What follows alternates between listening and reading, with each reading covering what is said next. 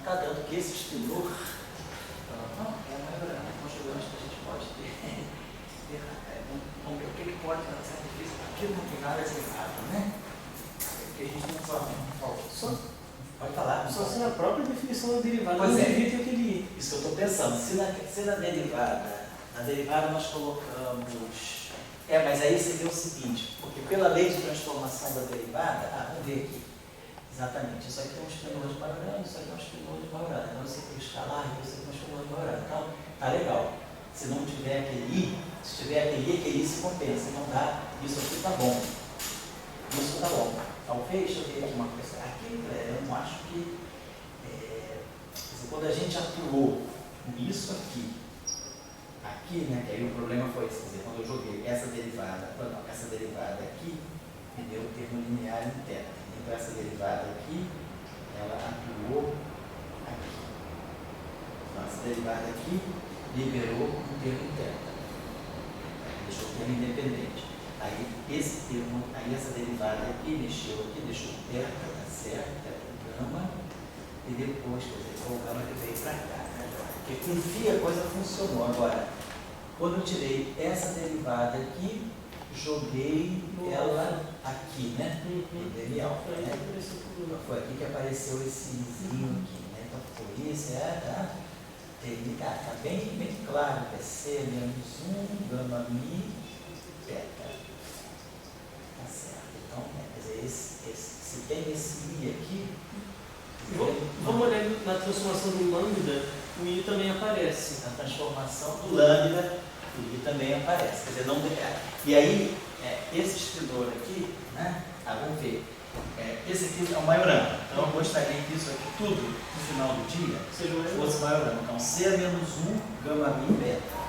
C menos 1, gama mi, beta. Esse aqui, então, esse aqui seria maiorana também, né? Aí qualquer I dá ruim. Então, esse I, deixa eu ver, tá certo. Então, onde é que eu vou poder botar esse I? Deixa eu ver, na derivada não deve ser, a gente pode jogar, a gente deveria. Aqui não está legal, exatamente, como você observou também, aqui não está bom. C menos 1 gama mi, quer dizer, C menos 1 gama mi vezes o espinor de maiorana, está dando C menos 1 gama mi maiorana dá maiorana. Não sei, não estou fazendo nada de errado, né? C menos 1 C menos 1 é menos gama zero, tá certo? Gama mi beta, cá joia. Tá bom. Então deixa eu ver aqui, pode estar. Quer dizer, tem um I que está atrapalhando o lambda e tem um I que está atrapalhando o A. E o I que está atrapalhando o lambda, ele está vindo no termo beta barrado beta. Então ele vem daqui. Vou juntar esse termo com esse termo aqui. Não, é conversa. Estou juntando esses dois termos aqui, vai ficar quadrático com delta. Isso, né? Vai ficar quadrático, aí vai ter esse I aqui bendito, tá certo? Então, então vamos pensar aqui, se eu pegar o nosso parâmetro, lambda, né? Quer dizer, teria que ser a nossa fase elevada em lambda, então o nosso lambda tem que ser real. Tá certo? Talvez aqui esteja faltando um I, sabe por quê? Porque se beta barrado, se eu tirar um conjugado de K, se eu tirar um conjugado complexo disso, isso aqui é a mesma coisa que beta barrado teta, que é menos, agora, esse aqui é um espinor de maiorana. Então isso aqui isso aqui, se eu tirar o barrado, se eu tirar o conjugado complexo, isso aqui é para eu tirar o barrado, então isso aqui é beta barrado teta. Muito bem. Se isso aqui é beta barrado teta, para espinores de maiorana, nós sabemos que se eles anticomutam, essa combinação aqui eu posso sempre escrever como sendo teta C barrado beta C. Agora, teta é maiorana, então vai ficar teta barrado beta. Né? Então, quer dizer, essa combinação aqui para espinor de maiorana, ela é epsilon, ela é real. Pensando se isso aqui realmente é real. Vamos tirar o conjugado complexo disso aqui, beta barrado beta. Tá certo? Isso. Aí, quando eu tenho esse bilinear em espinores de maiorana, eu posso sempre escrever como se teta C barrado beta C. Tá? Como teta maiorana, isso aqui é teta barrado. Esse aqui é beta, tá certo? Então esse cara aqui é real. Então, quer dizer, não está faltando I sim, tá jóia. Teta barrado, teta real, então aqui está tudo certinho. Então, esse I aqui está sendo demais, né? Agora, se eu colocasse, vamos pensar aqui, esse cara aqui, vamos pensar assim, quer dizer, se eu colocasse o I aqui, eu resolveria o problema? Não, né? Mas o problema do lambda continuaria, porque o lambda é o teta barra, então seria esse cara e esse cara. Então, o problema do lambda continua.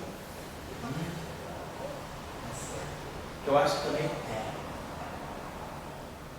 pensar, se nós ficamos derivando aqui, né, em relação a alfa, deixa eu pensar aqui uma coisa assim.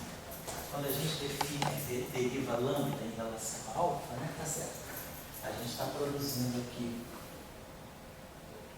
está produzindo esse primeiro. Quando eu derivo lambda, alfa em relação a lambda, né, quer dizer, lambda em relação a de alfa, né, eu vou produzir esse cara aqui. Tá certo. Então, eu vou produzir. Então, nós estamos produzindo o seguinte, d alfa desse cara aqui, só fazer aqui de novo, d alfa atuando teta barrado beta.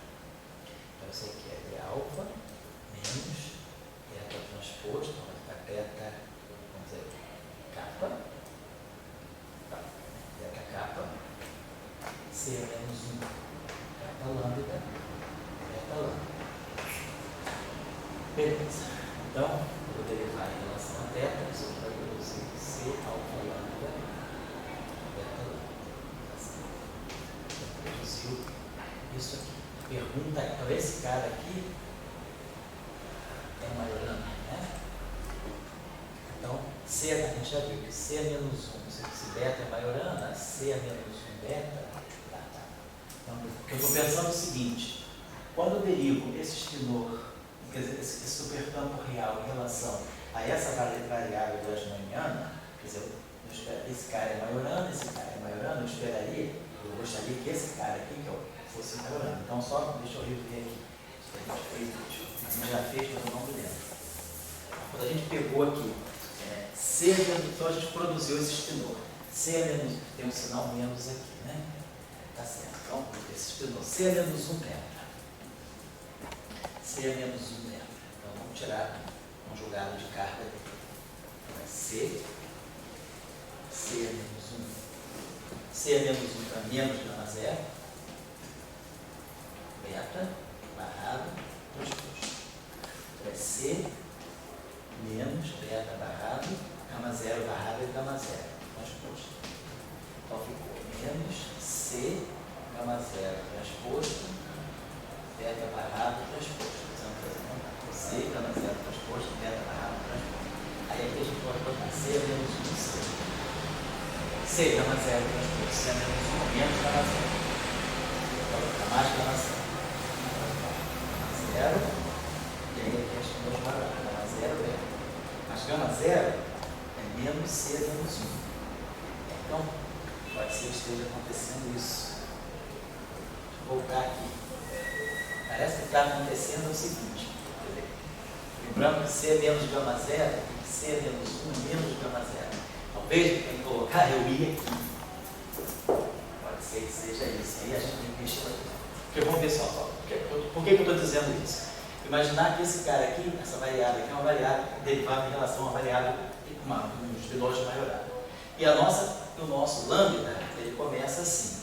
Ele é alfa mais teta barrado beta. Mais um meio teta barrado beta gama. Então vamos derivar, o primeiro termo que vai aparecer vai ser esse aqui, a derivada. Então aqui essa derivada aqui, d alfa, né? Falta d alfa mais I, C menos 1 gama I, alfa beta, beta beta, d. Então isso aqui é a nossa derivada de alfa. Então ela vai estar atuando aqui. Essa derivada aqui, é alfa atuando em teta barrado beta.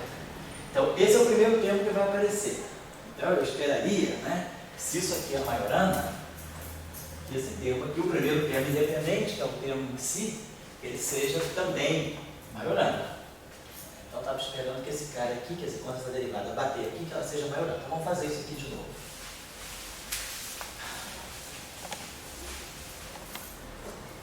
Vai ficar d alfa, simplificando para vocês me seguirem, eu vou errar. D alfa, beta barrado beta. Então, beta barrado beta é menos beta transposto C a menos 1 beta. Isso é o beta barrado beta. Tá. Então, isso aqui é menos beta capa, C a menos 1 capa lambda, beta lambda. Então, quando eu derivar isso aqui em relação a beta, eu vou produzir um alfa aqui. Então, essa expressão aqui, ela está me dando menos C a menos 1, que é alfa lambda, beta lambda, né? Que é gama zero, né? Menos C a menos 1 menos C a menos 1 é o gama zero, certo? Então, esse espidor aqui, ele é gama zero beta, componente alfa. Então, nós vamos dizer, a primeira componente vai ser um gama zero beta, certo? C a menos 1 é menos gama zero. Muito bem, então vamos pegar esse espidor. Vamos pegar gama zero beta. Então, se eu pegar um espidor de Majorana, acho que a gente tinha visto, quando pegava um espidor de Majorana e multiplicava pela matriz gama, parece que ele dava menos Majorana, né? Vamos ver. Um gama zero beta. Vamos pegar o conjugado de carga dele. Então, vamos pegar C, gama zero, beta, barrado, transposto. Então, isso aqui está dando C, beta, barrado, gama zero, barrado e gama zero, transposto. Então, ficou C, gama zero, transposto, beta, barrado, transposto. Aí a gente bota aqui o C, menos 1 e bota aqui o C. Esse carinha aqui a gente já sabe, isso aqui é beta. C, gama zero, transposto. C é menos 1, é menos gama zero. Tá certo. Quero comparar isso com gama zero, beta. Então, gama zero, beta conjugada é menos gama zero, beta. Então, pode ser que na nossa derivada covariante, deixa eu voltar aqui um pouquinho, talvez a coisa pudesse ser o seguinte: a nossa derivada covariante eu estava definindo desse modo: d alfa, né, mais I, isso, I, G, Q, gama alfa. Eu defini a derivada covariante assim. E aí, com isso, né, a transformada da derivada daqui deu 100.000. Então, eu tinha as fases que vinham lá do I, né? Então, talvez eu tenha que pensar o seguinte: esse cara aqui, ele se comporta, né, como, talvez, esse cara aqui. Então, quando se eu tirar, se aqui aparecer talvez o I, então, isso aqui vai ficar Majorana, e aí esse I vai corrigir, porque esse gama zero beta é menos, né, no final, o conjugado de carga dele é menos gama zero beta, quer dizer, se eu colocar um I aqui, quando eu fizer o conjugado de carga, eu vou produzir um menos I. E aí esse menos I, com esse menos aqui, se recompõe para dar um I. E aí esse cara aqui sim. Mas isso significa então que o D alfa de um espirão de Majorana não é, ele é anti-Majorana. Eu acho que esse D alfa de um escalar é um anti-Majorana. Porque o lambda é o palácio. O D alfa de um escalar é anti-Majorana. O D alfa, exatamente, estou achando que exatamente é isso que deve estar acontecendo. Então, quer dizer, isso, então, quer dizer, talvez devesse ter um I aqui. Então vamos voltar aqui, só para a gente rever como é que a gente definiu. Quer dizer, nós definimos a derivada covariante com esse I. E aí nós definimos o seguinte: a derivada covariante, φ, ela tem que se transformar como φ. I, G, Q, lambda, derivada alfa do φ. E aí, né, sempre, quando tirava a derivada, né, aplicava aqui a operação, né, vinha, vamos fazer que a gente ficava assim, isso aqui vai ficar D alfa, então fica isso aqui, né, nabla alfa, então isso aqui é D alfa mais I, G, Q, gama alfa, linha, tudo isso aqui atuando no φ linha.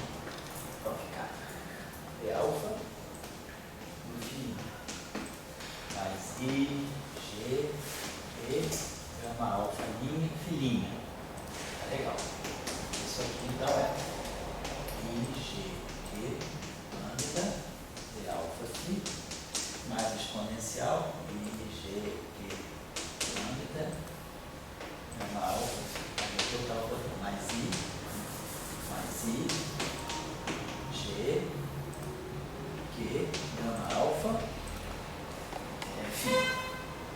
vezes exponencial. Tá? Vezes exponencial. Então tá, e aqui eu ficaria P alfa do filhinho. Quando eu aplicar o P alfa no filhinho, eu vou produzir um I. Tá certo? Então quando eu estou aqui, aqui que a gente vai produzir o I P alfa do Φ, do lambda.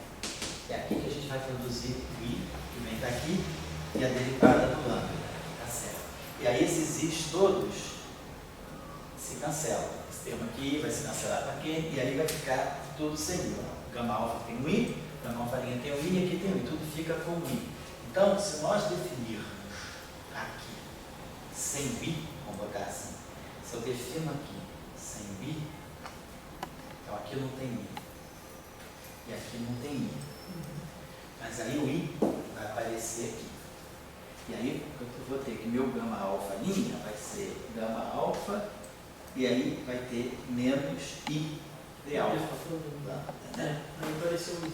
Então vai aparecer. Então deixa eu apagar aqui, talvez a novidade, porque na verdade o que eu fiz? Eu copiei a lição do espaço de Minkowski, DI mais IG. Então talvez realmente a gente tenha que definir isso aqui sem I.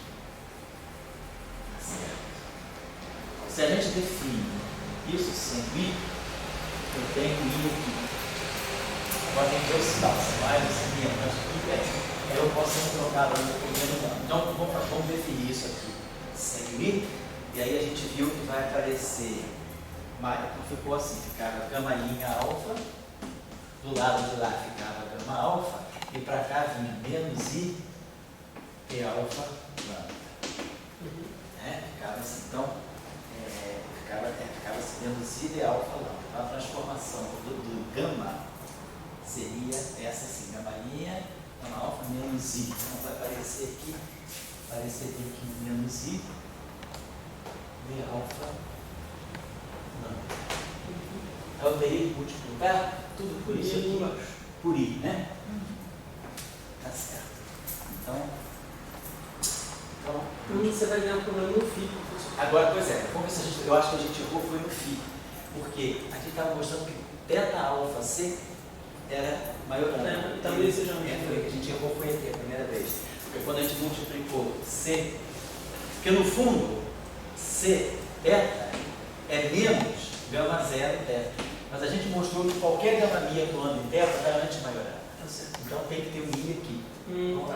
O erro está aqui. Então eu acho agora. Desculpa foi mal, desculpa essa confusão, mas é supersimetria mesmo, a gente erra nessas besteirinhas. Então vou recapitular tudo aqui para a gente não errar.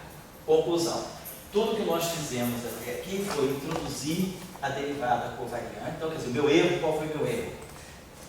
O erro foi fazer ipsis literis a derivada. Então o que a gente está mostrando é o seguinte, que essa derivada covariante, ela vai ser definida desse modo, mais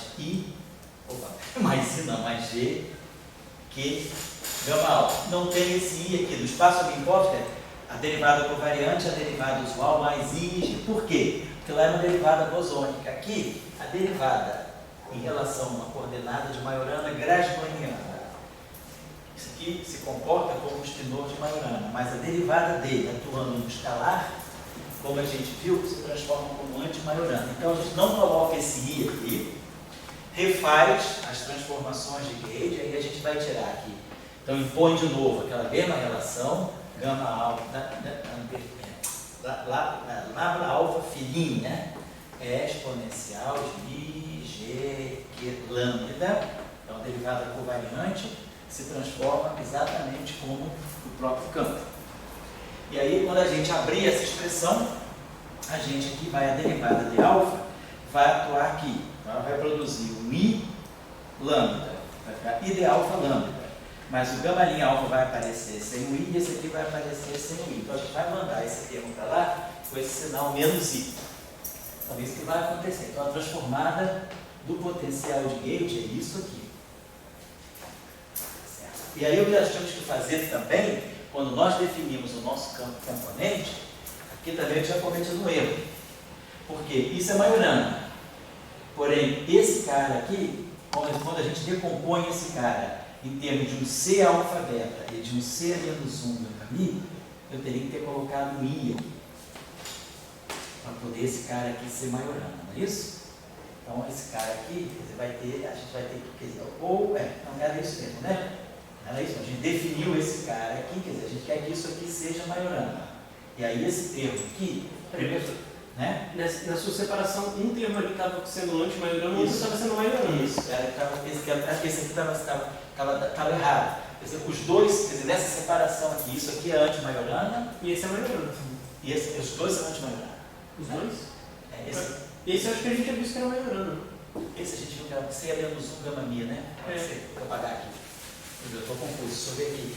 C menos 1 gama mi, a gente viu que era maiorana. Porque C menos 1 gama 0 é C menos 1. Desculpa, gente, vamos voltar aqui. C menos 1 é menos gama 0. Então, isso aqui é menos gama 0, gama mi, teta. Esse espindor aqui, vamos ver se esse espindor é maiorana ou anti-maiorana. A gente botou aqui C. Vai ficar aqui C menos C. Vai ficar 0, gama mi, teta. Talvez eu tenha que colocar o I num lugar e não colocar o I no outro. Pode ser que seja isso, né? Então aqui a gente vai ter menos C, vai ficar teta barrado, gama mi barrado, gama 0 barrado, transposto. Vai ficar menos C, gama 0 transposto, gama mi transposto, teta barrado, transposto. Então vamos botar aqui C menos 1C e C menos 1C. Beleza. Então, C, gama 0 transposto, C menos 1 é menos gama 0. C, gama mi transposto, C menos 1 é menos gama mi. E aí C, a máquina aqui é teta. Isso? Então isso aqui vai ficar gama 0. Eu tenho esse sinal menos aqui também. Tem esse menos, e aí esse aqui dá um sinal menos, esse aqui dá outro sinal menos. Então tem 3 sinais menos para ficar menos. Então você tem razão. Esse cara aqui é maiorana. Então quando eu definir isso aqui, eu tenho que colocar um I aqui. Não colocar o I aqui. Tá certo? Então, quando eu defini, vou voltar aqui na definição do nosso supercampo, está esse problema. Então, meu erro aqui também que eu cometi, minha falta foi a seguinte: quando nós definimos o nosso supercampo gama alfa, vou corrigir isso aqui. Gama alfa vai ser psi alfa mais beta, H, alfa, beta, mais o meio de teta barrado teta, chamei aqui de lambda alfa. Perfeito. Então agora, quando a gente abriu isso aqui, a gente falou, isso aqui vai ser um C alfa beta φ, que é a matriz simétrica, mais a parte simétrica, mais um C menos 1, gama mi, alfa beta. Faltou o I, não? Vamos lá, acertar agora, exatamente. Então, quando esse espidor aqui bater aqui, isso aqui vai ficar anti-maiorana. Vou botar um I aqui. Agora, quando esse espidor aqui bater aqui, ele vai ficar maiorando. Então não preciso colocar o I aqui e coloco o I aqui. Assim. Perfeito. Então a gente acertou isso aqui. Então a gente vai fazer isso aqui. Então quando a gente fizer essa transformação, a gente vai trazer esse I para cá. E aí quando a gente, aqui deixa assim, mas quando a gente abrir essa expressão aqui, né, eu vou ter que levar em conta que o φ vai ter um I. Então vai ter o I do φ. E aí esse gama aqui vai acabar sendo multiplicado. Agora como eu multipliquei tudo por I, vai aparecer um. Então o I vai funcionar legal e aqui vai ficar sem o I. Então vamos acertar isso. Então isso aqui vai sair o I também. Então a gente acabou. Então, depois de toda essa confusão, me perdoe. Então só foi bom vocês verem eu errar, porque a gente evita. Então qual foi todo o meu problema? Meu problema todo foi não prestar atenção no fato de que quando a gente multiplica um espinor de Majorana por uma matriz da álgebra de Clifford, a gente pode mudar o caráter do espinor. Então a gente mostrou que se θ é Majorana, C θ não é Majorana, mas IC θ é Majorana. Se θ é Majorana, esse é anti-Majorana. E esse é Majorana. E também mostramos que gama mi θ, se θ é Majorana, gama mi θ é anti-Majorana. Então eu boto um I aqui. Isso aqui fica Majorana. Agora, o que nós tínhamos aqui era a combinação C menos 1, gama mi θ. Então, esse é Majorana. Então, esse é Majorana, então por isso, eu não boto o I aqui. Então, tem esse espinor é Majorana, esse espinor é Majorana. Agora, I, C, θ é Majorana, C-1, gama mi, teta, é a maiorana e aqui é a maiorana. Então aí fica certo. Então foi esse meu erro gravíssimo, né?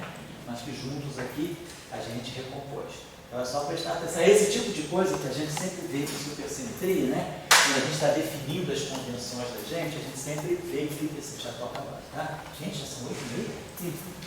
Perdão, gente, eu não sabia que era muito tarde.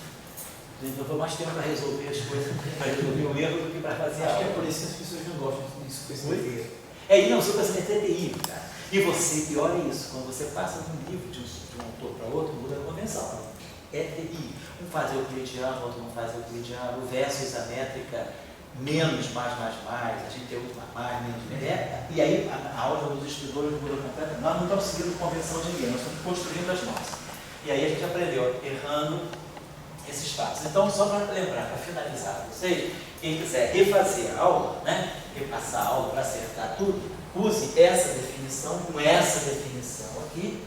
Lembre-se que a derivada covariante, então, vai sem o i gama alfa, a conexão aparece sem o i na derivada covariante. Lembrando bem aqui, só porque para eu mesmo não esquecer. Então, isso aqui a gente tem isso aqui. Mais g, q, gama alfa. Sem o i. E aí a transformação que vai aparecer com o i que resolve os nossos problemas. Só para finalizar. Então, a gente pode construir. Então, eu já construí. Então, a gente já viu. Tem um campo de gauge aqui dentro. E esse campo tem um campo vetorial. E esse campo vetorial se transforma exatamente como campo de gauge. Então a questão agora é formar um field strength.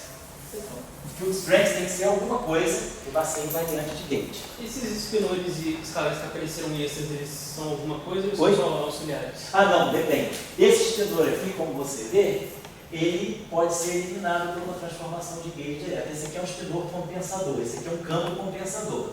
Esse aqui, esse campo aqui é bom, esse aqui vai fazer o papel do gauge, quer dizer, a gente tem 3 campos aqui. Tem 4 campos, tem esse, aqui temos esse aqui, que tem o escalar, e esse aqui. O campo escalar, a gente observa também, ó, que um parâmetro gama pode eliminar o escalar. E um parâmetro beta pode eliminar isso. E o alfa, né?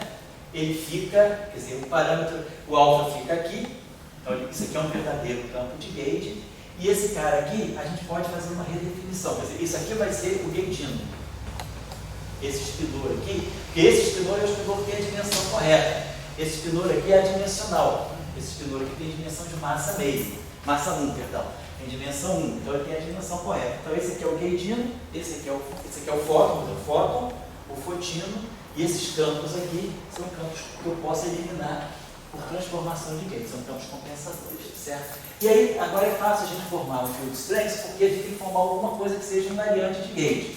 Então, quando eu tenho essa minha conexão gama alfa, a transformação de gauge dela leva esse d alfa. Se eu fizer essa combinação aqui, ó, nós aprendemos essa relação na aula passada, C alfa beta, D alfa, D gama, D beta, isso aqui é identicamente zero. Então, se eu pegar essa combinação C alfa beta, D alfa, vou botar assim,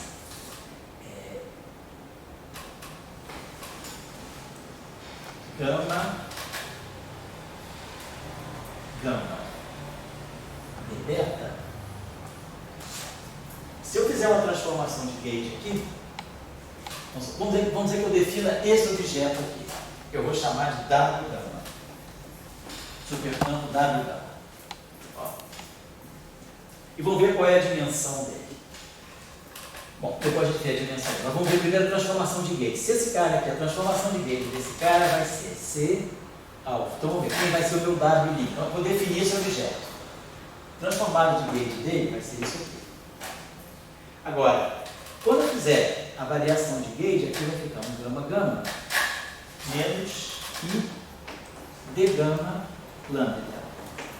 Mas essa combinação, ó, C alfa beta, D alfa, D gama, D beta é identicamente zero. Então, quando essa... Na verdade, eu vou ver isso aqui, né? Vamos botar assim, perdão. Vamos botar assim, D gama... Vou fazer assim,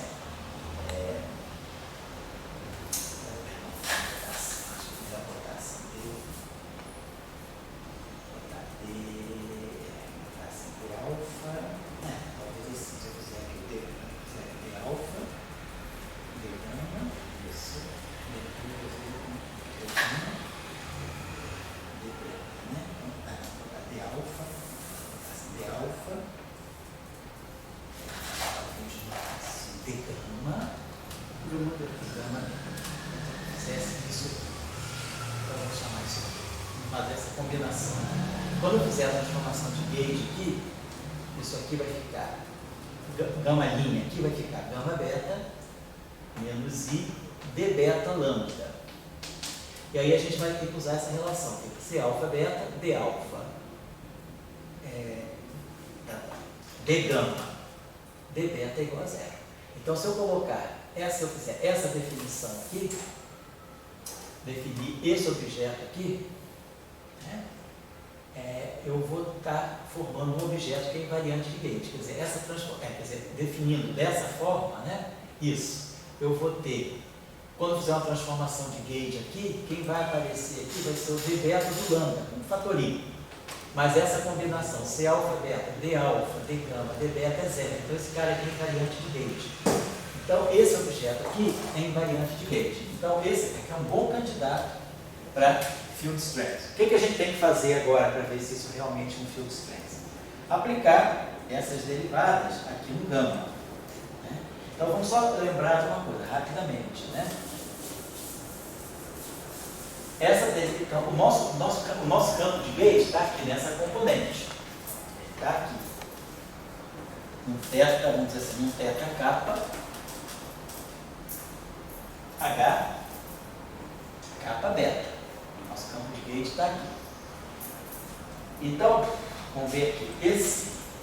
Quando eu aplicar essa derivada, né, vamos dizer, eu vou precisar de duas, quer dizer, como aqui eu tenho um campo de gauge, né, vai ter que sobrar uma derivada atuando aqui.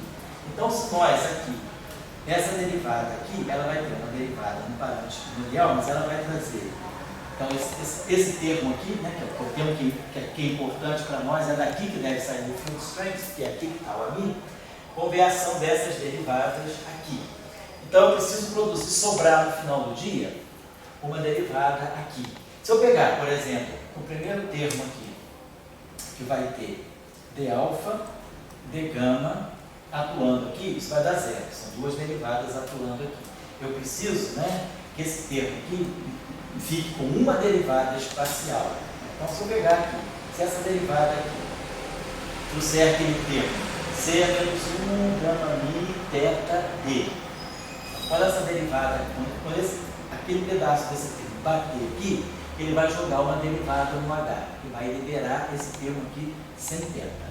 E aí, daqui, vai sair um termo em θ. Então, o que a gente pode dizer é o seguinte, se a gente olhar dessa forma, esse nosso objeto aqui, gama, ele deveria ter, na componente θ dele, derivada do H, que é o que vai dar field strength.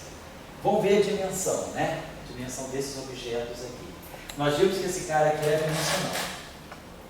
Esse cara aqui tem dimensão de massa. Massa meio. Porque a derivada o θ tem dimensão de massa menos meio. Então, esse aqui é massa meio. Então, esse gama aqui tem dimensão de massa. Se esse gama tem dimensão de massa, então massa meio é adimensional. Então, o gama tem dimensão de massa. Esse cara aqui tem dimensão de massa. Esse cara aqui tem massa a menos meio. Então, esse F aqui teria dimensão de massa a 3 meios. O F mini, ele tem uma derivada do A. O A é meio, isso aqui é 3 meios. Então, o que vai acontecer vai ser o seguinte, se vocês fizerem esse cálculo aqui, ao fazer esse cálculo aqui, a gente vai ver que o field strength, que é a derivada do A, portanto, a derivada atuando nesse termo, derivada espacial, vai sobrar o termo interno dessa expansão aqui, vai ser o termo que vai conter o F mini. Porque esse termo aqui, se esse cara aqui tem dimensão de massa e esse cara aqui tem dimensão de massa a menos meio, essa componente aqui tem que ter dimensão de massa a 3 meios, que é justamente o que acontece com o DA. Então, o que vocês podem mostrar é que nesse supercampo aqui, é que vamos ter o F mini. Aí, olha só, como é que eu gero o F mini e F mini? É com 2 termos. Você viu que todo termo da ação, para produzir o que a gente quer em componente, tem que ter 2 termos.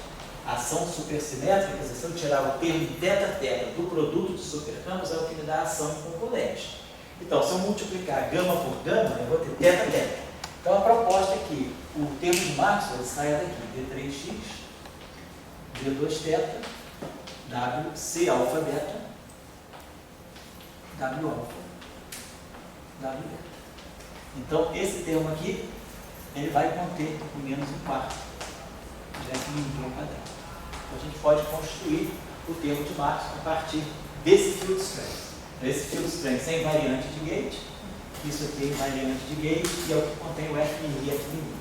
Só para finalizar, quando eu estou em 3 dimensões, eu posso construir o termo de Chern-Simons. O termo de Chern-Simons é o quê? É o dual vezes A. Né? Porque o dual em 3 dimensões, o termo de Chern-Simons é epsilon, ni kappa, a mi, de ni a kappa. Que no fundo é o F ni kappa, menos de um fator 2. Então, é o dual vezes o F. Eu preciso, então, multiplicar isso aqui. Se eu pegar W alfa, pegar essa combinação, C alfa beta, W alfa, gama beta, eu vou estar multiplicando o θ daqui, que é onde tem o A, com o θ daqui, que é onde tem o F. Então, eu vou ter um termo aqui que é quadrático em θ e que vai ter o F e o A. Então, a minha proposta para a ação de Chern-Simons, a menos de um fator, seria isso aqui, 3d3x, d2θ, C alfa beta, W alfa, gama beta. Então, esse termo aqui deve ser da onde, fazendo os cálculos, da onde vai sair o Chern-Simons. Esse termo é invariante gauge. Por quê? Porque se eu aplicar essa derivada, eu estou acabando, gente, se eu aplicar isso aqui, ó, C alfa beta, D alfa, gama beta, W beta, o que é isso aqui? Vamos desenvolver isso aqui. Quem é o W para nós? Então, isso aqui é C alfa beta, D alfa, W beta. Quem é W beta? W beta é C kappa lambda, D kappa, D beta, gama lambda. Perfeito. Então, temos isso aqui. O que a gente pode observar é que eu agora tenho essas 3 derivadas. Nós aprendemos na aula passada, né, que quando a gente tem essa expressão em 3 derivadas, a gente consegue reduzir a uma derivada espacial e uma derivada temporal. Então, eu estou dizendo o seguinte, essa expressão aqui é identicamente nula. Então, isso aqui é a identidade de Bianchi para o field strength em 3 dimensões. Em 3 dimensões, a identidade de Bianchi, né, ela fica assim, dni f til mi igual a zero. O dual é o f til mi. Então, essa identidade de Bianchi em 3 dimensões, ela deve estar contida aqui. Porque automaticamente a álgebra de derivadas covariantes vai me dizer que essa combinação, com essa definição do W, é identicamente zero. E aí, por que eu estou dizendo isso? Porque se eu fizer uma transformação de gauge aqui nós vamos produzir um d beta do lambda. A variação de... Isso aqui é invariante de gauge, mas isso aqui não. Agora, se eu faço integração por partes, eu vou produzir C alfa beta, D beta, W alfa. D alfa, W beta, essa matriz é C beta. Então, essa combinação, quando eu faço integração por partes no superespaço, claro, no superespaço eu posso fazer integração por partes, porque a derivada covariante só contém derivadas, então eu posso integrar por partes. Quando eu integrar por partes, essa derivada que sai daqui, da variação de gauge daqui, ela vai bater aqui. Mas aí eu uso a identidade de Bianchi, que é exatamente o que a gente usa para provar a invariância de gauge do termo de Chern-Simons. Quer dizer, a gente tem isso aqui, epsilon, mi. Então, posso colocar assim, eu tenho f til mi a mi. Esse é o termo de Chern-Simons. Quando eu faço a variação de gauge, isso é invariante, mas aqui eu produzo um dmi alfa. O que eu faço? Eu integro por parte. Quando eu integro por parte, eu uso a identidade de Bianchi. Então, o termo de Chern-Simons é invariante de gauge por uma integração por parte e uso da identidade de Bianchi, que é o que eu vou fazer aqui. Eu vou fazer uma integração por parte e vou usar a identidade de Bianchi. Tá? Então, só para finalizar. Então, esse é o setor de gauge. Então, a gente sabe o termo de Marx, na próxima aula, eu vou refazer isso aqui rapidamente, só para colocar as ideias no lugar, porque hoje foi uma aula tumultuada, pelos meus errinhos. Né? Mas assim, a ideia é essa. Então nós sabemos como identificar, isso vai ser a mesma coisa em 4 dimensões, como identificar o multiplate de gauge. A gente vai ter que buscar um multiplate. A matéria, ela só tem spin 0,5 e o gauge ele tem spin 1 e spin meio, que é o que aconteceu aqui. Tinha esse escalar e esse escalar, mas quem sobrou foi esse e esse. Então, em 4 dimensões a gente vai fazer o mesmo procedimento. Definir campo de matéria, definir campo de gauge e fazer a junção. Então, basicamente, esse é o estratégia. Então, na próxima aula eu vou fazer uma revisão rápidazinha só para finalizar isso aqui e a gente vai para a supersimetria em 4 dimensões, que é onde a gente quer chegar para definir matéria e setor de gauge do modelo padrão. Obrigado, gente, pela atenção e pela parceria aí na solução. Tá? Então, só atenção, cuidado com essas coisas, dessas derivadas de variável de spinor de Majorana. O spinor de Majorana engana muito a gente, né? Ele perde o caráter de Majorana facilmente. Então, a gente tem que ter sempre certeza de que a gente está trabalhando com os spinores de Majorana, corrigindo com is, né? Fatores is que vão ser sempre decisivos para nós. Não era o professor Salmão que falava que tudo está certo a menos de fatores de tudo está certo a menos de um i, de um raiz de 2 e de um pi. Para ele era assim, ele não queria esquecer, o Jones Tracidia colocando tudo no lugar. Acertando o i, o menos, o meio, o pi. Tá certo, gente? Então, obrigado por hoje. Tá? Obrigado.